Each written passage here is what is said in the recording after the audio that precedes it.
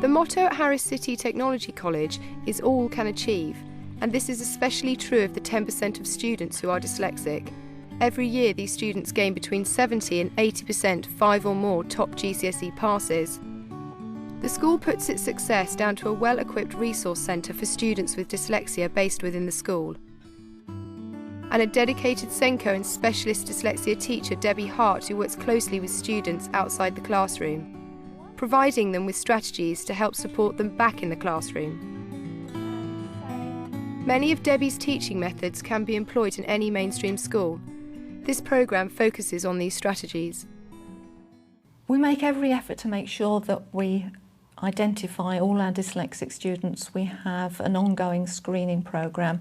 My assessment will initially look at what is their educational potential, how bright they are, and then we're comparing that with what is their reading ability, their accuracy, their fluency, their comprehension.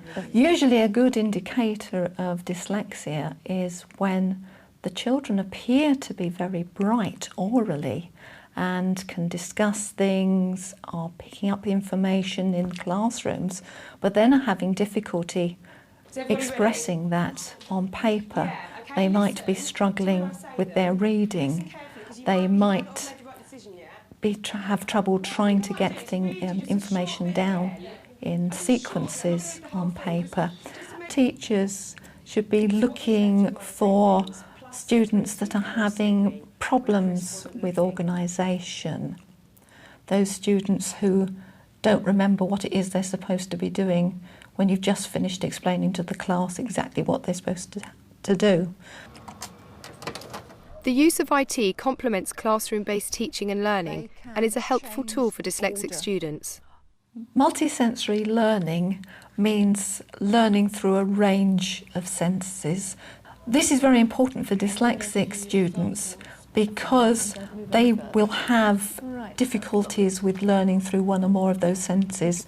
They might have visual perceptual problems, they might have auditory problems.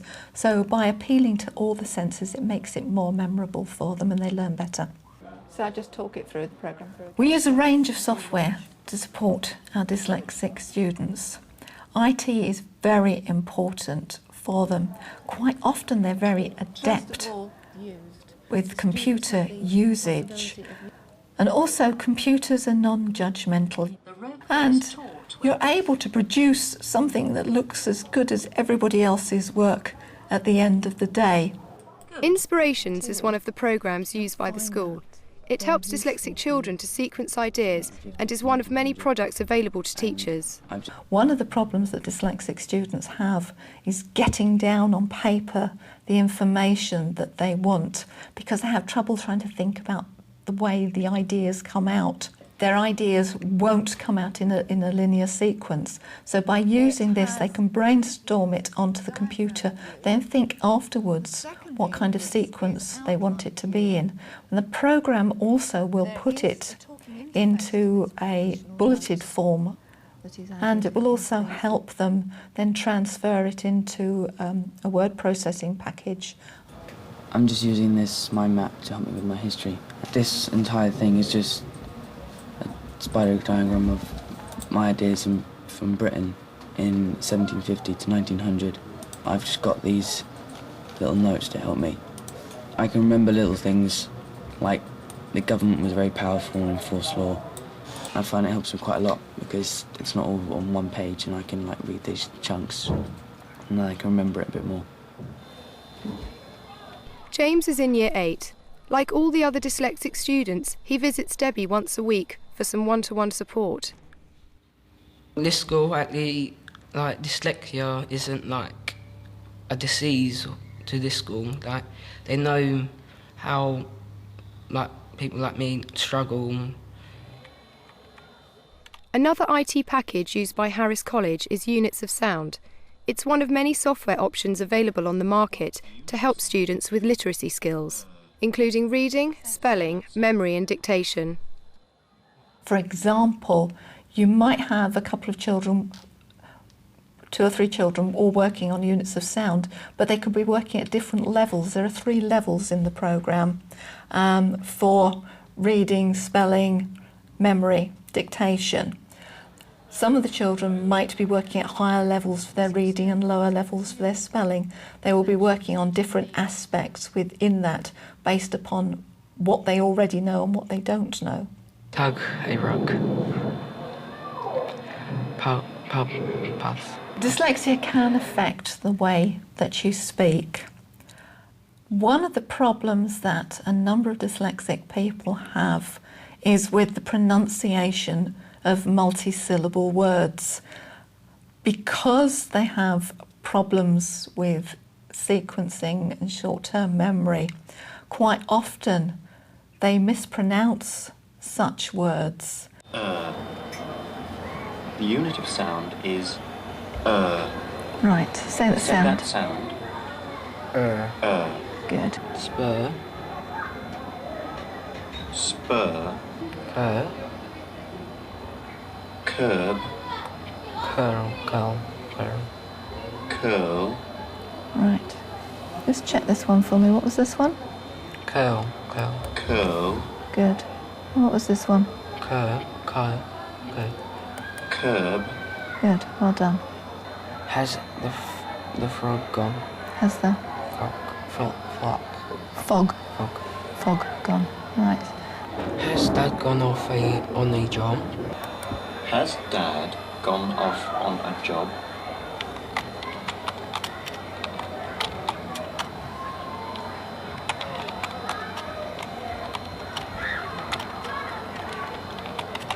Right, before you do that, I want you to listen to that one again for me. Has Dad gone off on a job? Okay, okay. Now that's shown so many of them because at the beginning of the sentence, the first word was has, not have, and it's thrown out the rest of the sentence. Happy? Yeah. Yep. Dyslexic students are commonly mistaken for being lazy and careless. The teacher will have a conversation with the child. The child will be very articulate, come out with some amazing language, amazing descriptions, very colourful, very creative. They then ask the child to write it up, and of course the child isn't able to write in the same kind of language as it's able to speak. And so then of course they assume, oh, the child is lazy, they're not trying, they're not applying themselves. What actually they're doing is working really hard to find strategies and accommodations around spelling particular words or avoiding spelling words. So the children are often working 10 times harder, but appearing to be working less. Often the focus is on students' problems and not their strengths. This can have a negative effect on their self-esteem. He was very good at mathematics, mental arithmetic, but when it came down to a written question, he couldn't access that. So as a consequence, he got very frustrated and virtually gave up. So if a child makes it to secondary school without being picked up on their dyslexia, what they may see is children who appear slightly disengaged, quite low confidence.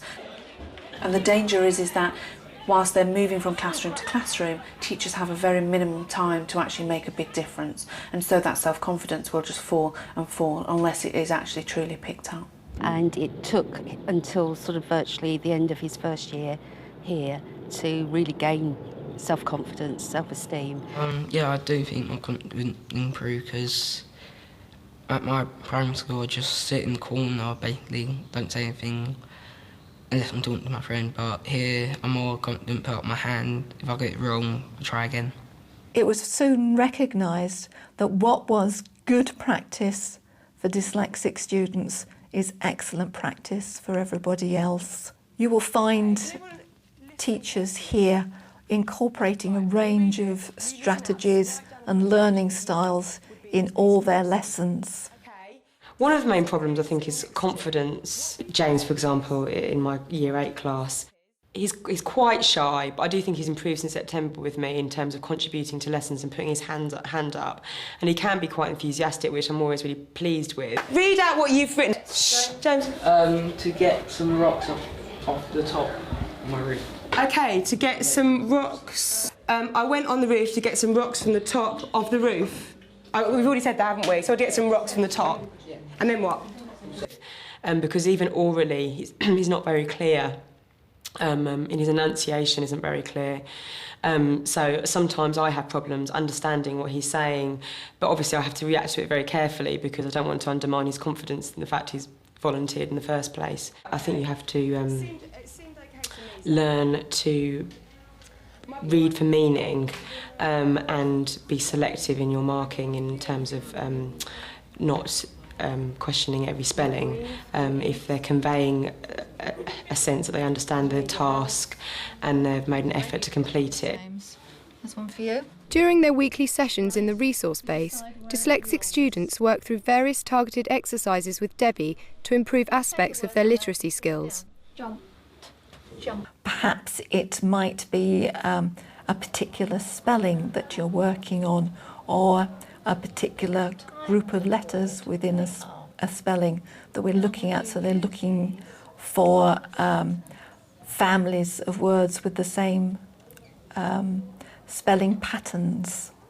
What is the difference between this word and the word you saw previously? That's a good clue. It's called a what?